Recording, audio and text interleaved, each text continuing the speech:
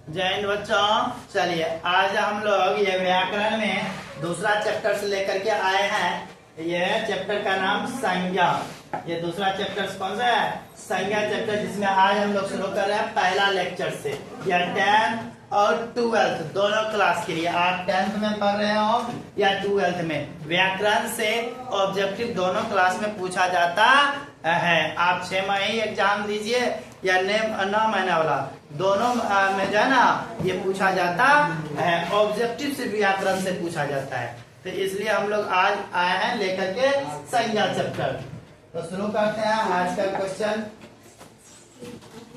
बुढ़ापे में इंसान बिल्कुल बच्चा बन जाता है। बुढ़ापे में इंसान क्या बन जाता है?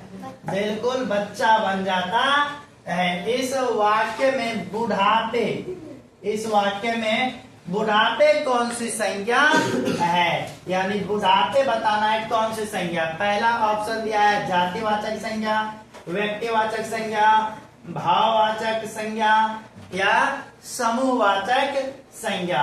तो बुढ़ापे, देखिए बुढ़ापे क्या है? एक व्यक्ति के अवस्था का बोध कराता है। व्यक्ति के अवस्था की, वह किस अवस्था में है, तो व्यक्ति के अवस्था का बोध कराने वाले शब्द जो होता है वह भाववाचक संज्ञा के अंतर्गत आता है। यह आपका हो जाएगा कौन सा? ऑप्शन नंबर सी हो जाएगा, भाववाचक संज्ञा। चलिए दूसरा क्वेश्चन देख लेते हैं। दूसरा क्वेश्चन बोल रहा है आजकल भारतीय पहनावे बदल गए हैं। इस वाक्य में पहनावे, पहनावे कौन सी संज्ञा है? पहनावे इसमें कौन सी संज्ञा है? तो बताइए। पहला ऑप्शन क्या कह रहा है? जातिवाचक है। दूसरा बोल रहा है कि भाववाचक, तीसरा व्यक्तिवाचक और चौथा क्या है? समूहवाचक। चौथा क्या है? समूहवाचक। तो इसमें देखिए क्या बोल रहा है कि भारतीय पहनावे, पहनावे जो है बदल गए हैं। तो पहनावे कई प्रकार के होते हैं, पहनावे, वह पहनावे में परिवर्तन हो गए हैं। तो ये पहनावे कौन सा हो जाएंगे? आपका समूहवाचक संज्ञा। पहनावे कौन सा हो जाएगा? समूहवाचक संज्ञा हो जाएगा, है ना। चलिए अगला क्वेश्चन पे बढ़ते हैं। बोला है कि द्रव्यवाचक संज्ञा का उदाहरण है। द्रव्यवाचक, अब द्रव्यवाचक संज्ञा कहते किसको है? जिसको नापते तौलते हैं, है ना। नापने तौलने वाली वस्तु जिसको हम लोग गिन भी नहीं सकते हैं, उस तरह के शब्द को बोलते हैं द्रव्यवाचक। तो गुच्छा, गुच्छा तो एक समूह वाला हो गया, समूहवाचक में आ जाएंगे। तो ऑप्शन ए नहीं होंगे, ऑप्शन नंबर बी हो जाएंगे। क्या हो जाएंगे? तेल, है ना। ऑप्शन बी में क्या है? तेल है, जो क्या है? द्रव्यवाचक संज्ञा। ऑप्शन नंबर क्या होगा? बी हो जाएगा ना। अगला क्वेश्चन, अगला क्वेश्चन बोल रहा है निम्नलिखित में कौन संज्ञा का भेद है? निम्नलिखित में कौन संज्ञा का भेद है? संज्ञा का प्रकार कौन सा है? पुरुषवाचक, व्यक्तिवाचक, संबंधवाचक, निजवाचक। आप ध्यान से सुने होंगे या पढ़े होंगे कभी न कभी। संज्ञा के 5 भेद है। संज्ञा के कितने भेद है?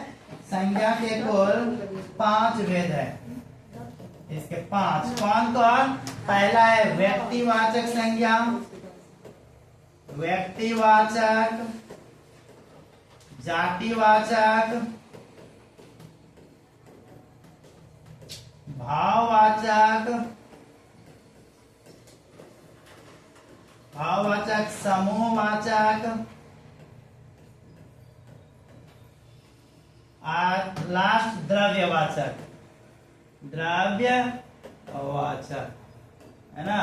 तो इस प्रकार कुल 5 जो है ना आपके संज्ञा के भेद है। तो आप 5 देख लीजिए, इसमें से कौन सा आ रहा है? व्यक्तिवाचक। Option number B, option number क्या हो जाएंगे? बी हो जाएंगे। अगला क्वेश्चन, अगला क्वेश्चन बोल रहा है कि जातिवाचक संज्ञा, जातिवाचक संज्ञा का उदाहरण नहीं है। जातिवाचक संज्ञा का उदाहरण नहीं है। तो पहला ऑप्शन बोला कि गाय, नदी, शहर, विवेकानंद। देखिएगा गाय जो है आपका जातिवाचक है। गाय शब्द बोलने से गाय की सभी जातियों का बोध हो जाता है। नदी बोलने से कई नदियां होती है, सब नदी का बोध हो जाता है सिंपल नदी बोलने से। शहर देश में अनेकों हैं, है ना। शहर शब्द बोलने से सभी शहर का बोध हो जाता है।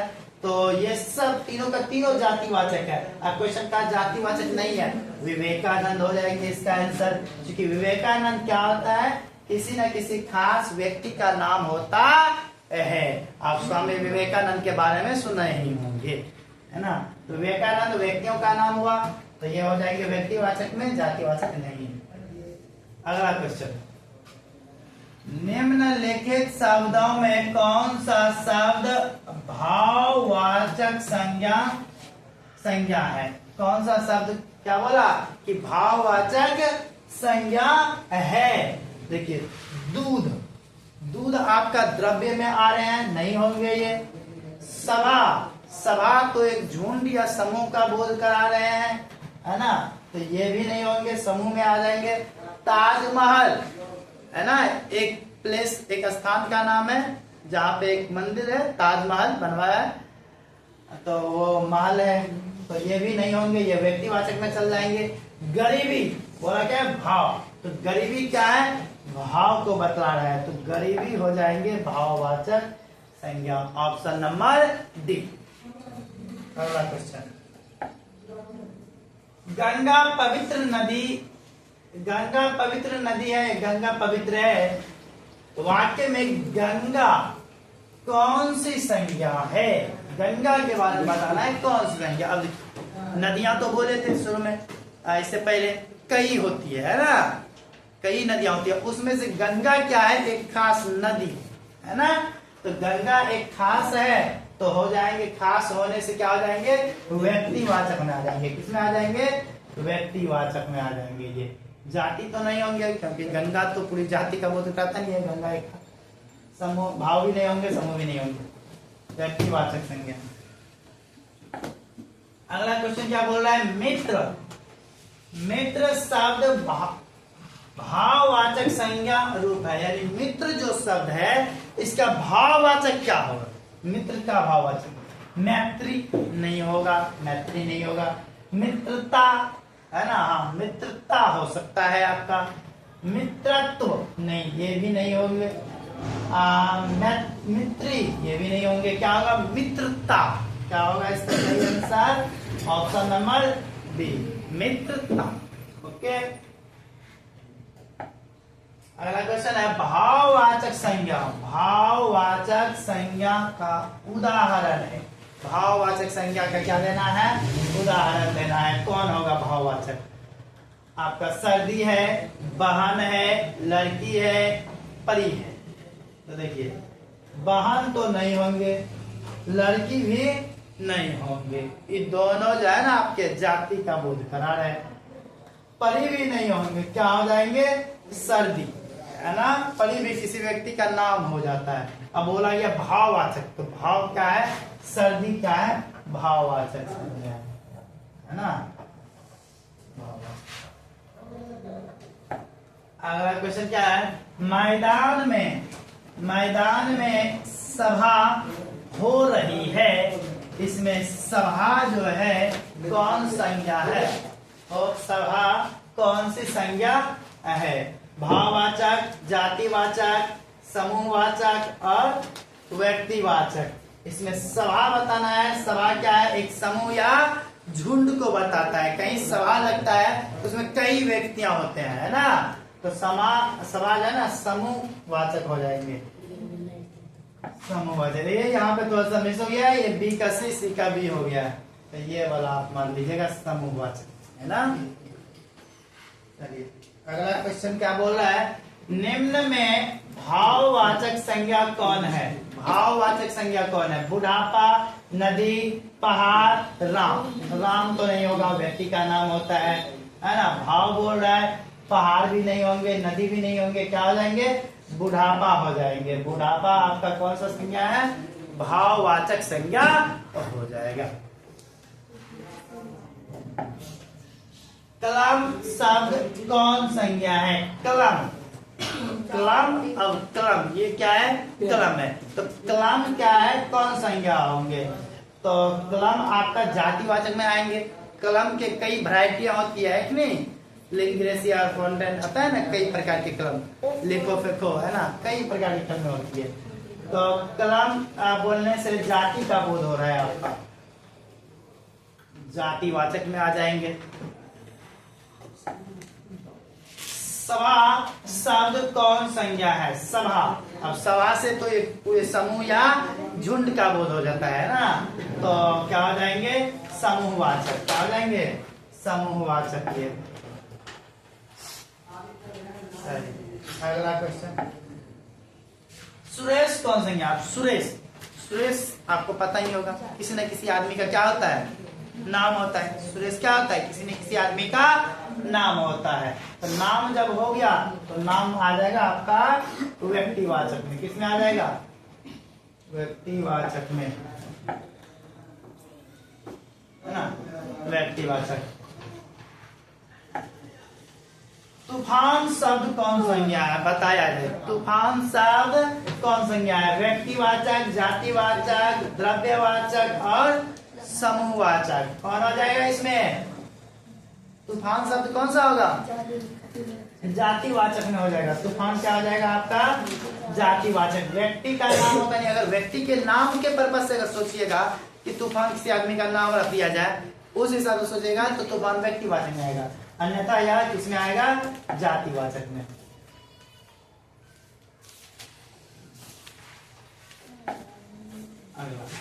अक्टू, टू नहीं टू होगा, क्या होगा? अक्टू,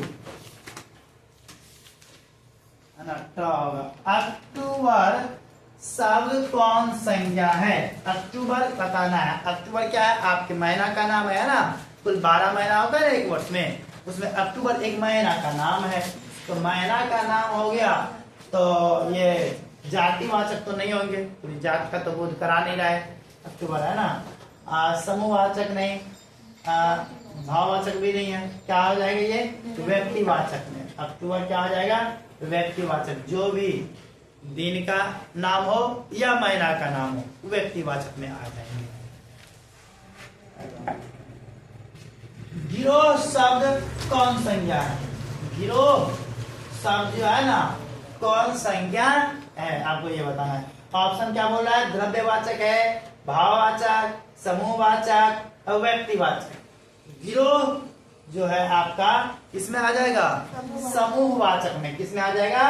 समूहवाचक में। गिरोह मतलब होता है व्यक्तियों का समूह या झुंड। गिरोह का अर्थ क्या होता है? व्यक्तियों का समूह, व्यक्तियों का समूह। ये किसमें आ जाएंगे? समूहवाचक में। समूह बोलो या झुंड बोलो, है ना, पूरे समूह। तो ये ऑप्शन नंबर क्या आ जाएंगे? सी हो जाएंगे, है ना। 18 नंबर क्वेश्चन क्या कह रहा है? पानी शब्द कौन संज्ञा? पानी, क्या पानी को आप गिन सकते हैं? नहीं, संभव है ना। नाप के लेते हैं या तौल के लेते हैं, है ना, नापते हैं पानी को हम लोग 1 लीटर 2 लीटर। तो पानी हो जाएगा आपका किसमें? द्रव्यवाचक में। आप, है ना। व्यक्ति तो कभी संभव है नहीं, व्यक्ति तो कभी संभव है नहीं, समूह संभव है नहीं, है ना, जाति भी संभव नहीं है। 19 नंबर बोल रहा है सिपाही विद्रोह। सिपाही विद्रोह शब्द कौन संज्ञा है? सिपाही विद्रोह जो है ना, कौन संज्ञा है? पहला ऑप्शन बोला व्यक्तिवाचक, दूसरा जातिवाचक, भाववाचक और समूहवाचक। कौन हो जाएगा इसका आंसर? ऑप्शन नंबर डी, समूहवाचक। ये सिपाही विद्रोह जो है एक समूह या झुंड को बोध कराता है ना। पूरे सिपाही लोग का एक समूह होता है सिपाही विद्रोह। सिपाही विद्रोह भी हुआ था इतिहास में, है ना। तो समूहवाचक हो जाएगा ऑप्शन नंबर डी। ये आपका लास्ट क्वेश्चन पे आ गया, है ना। ये आज के लेक्चर का लास्ट क्वेश्चन है। लेक्चर 1 आज कंप्लीट हो जाएगा। आगे और 3 लेक्चर लिया जाएगा। जो 10th में हो या 12th में हो विद्यार्थी, दोनों के लिए है। आर्ट में हो, साइंस में हो, है ना। आप 9th क्लास से लेकर 12th तक की किसी भी हिंदी का एग्जाम दीजिएगा, पर व्याकरण का वह पूछा जाएगा तो व्याकरण का इससे रिलेटेड ही रहेगा। यही सब जो है ना आपका संज्ञा चैप्टर्स के अंतर्गत पूछेगा, तो यही सब पूछेगा। तो आज का लास्ट क्वेश्चन देख लेते हैं। हरिओम शब्द कौन संज्ञा है? हरिओम व्यक्तिवाचक है ना, समूहवाचक, सॉरी एक में व्यक्ति नहीं है, द्रव्यवाचक, समूहवाचक, व्यक्तिवाचक, भाववाचक। हरिओम क्या है? किसी न किसी आदमी व्यक्ति का नाम होता है। तो आपका ये किस में आ जाएगा? ऑप्शन नंबर सी में आ जाएगा, व्यक्तिवाचक संज्ञा। कौन सी संज्ञा? व्यक्तिवाचक संज्ञा। आज ये पूरा लेक्चर कंप्लीट हो गया 20 ऑब्जेक्टिव का। यह वीडियो आपको देखने के लिए बहुत बहुत धन्यवाद।